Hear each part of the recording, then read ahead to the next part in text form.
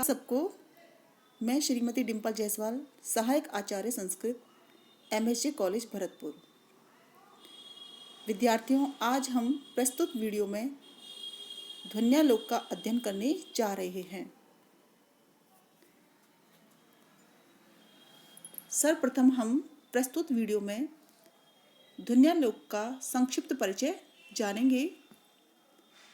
ध्वन्यालोक को मैंने कुछ पॉइंट्स में, कुछ बिंदुओं में विभक्त किया है और उन बिंदुओं के आधार पर हम ध्वन्यालोक का संक्षिप्त परिचय प्राप्त करेंगे।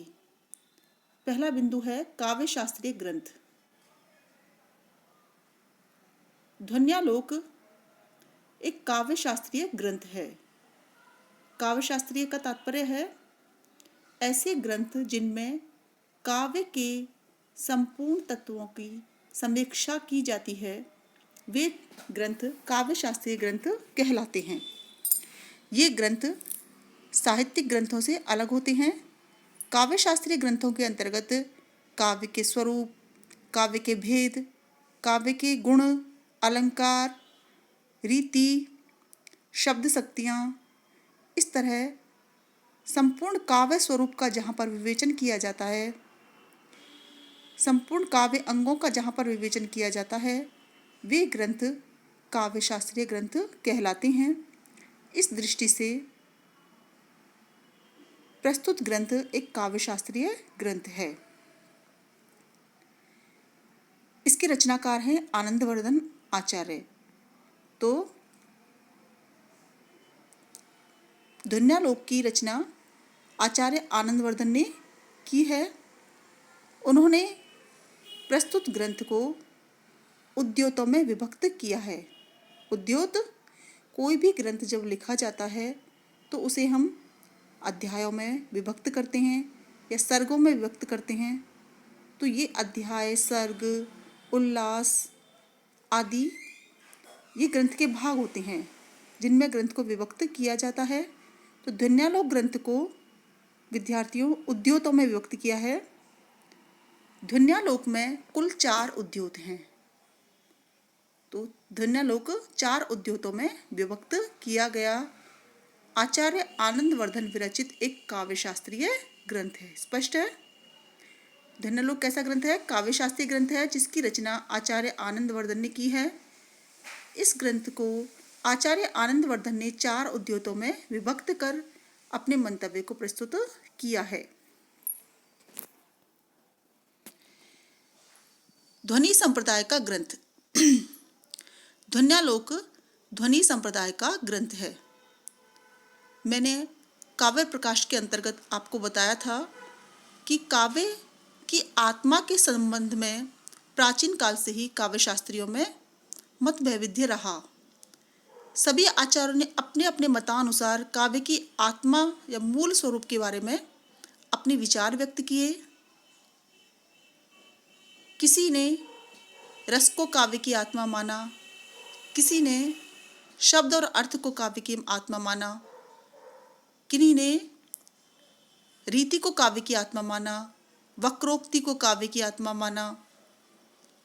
इस तरह से अनेक आचार्य और विद्वानों ने अपने अपने मतानुसार काव्य की आत्मा या मूल आधारक जो तत्व है, मूल तत्व है, उसकी विवेचना की।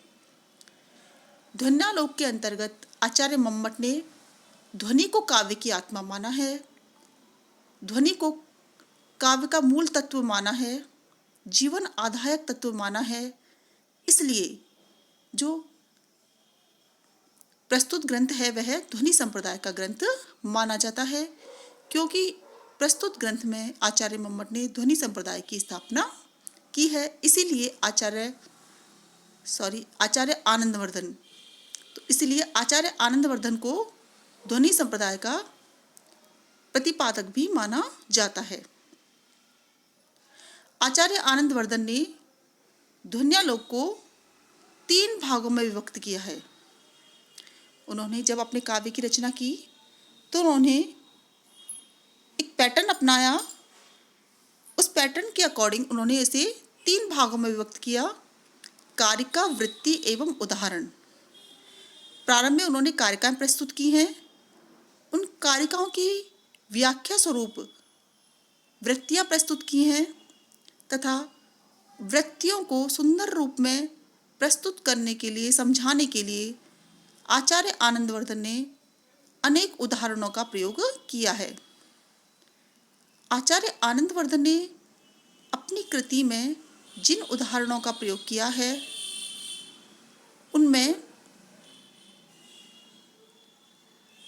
कुछ उदाहरण स्वयं के द्वारा लिखे गए हैं और कुछ उदाहरण अन्य काव्य शास्त्रियों के भी लिए हैं। तो इस प्रकार से आचार्य आनंदवर्धन ने 3 भागों में विभक्त करके प्रस्तुत काव्य शास्त्रीय ग्रंथ की रचना की है और अपने मंतव्य ध्वनि संप्रदाय की स्थापना की है।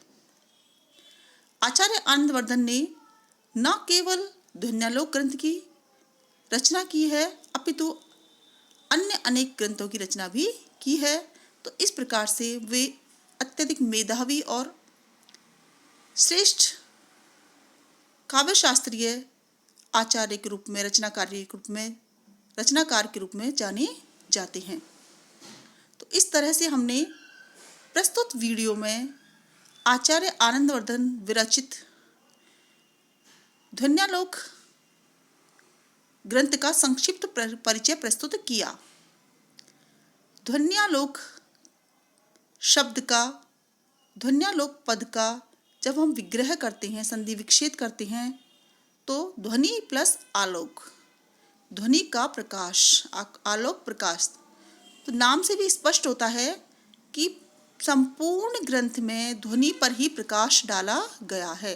तो इस तरह से हम आगे देखेंगे कि किस तरह आचार्य आनंदवर्धन ने अपने बुद्धिमत्ता एवं विद्वता से प्रस्तुत ग्रंथ में ध्वनि संप्रदाय की स्थापना की है। धन्यवाद।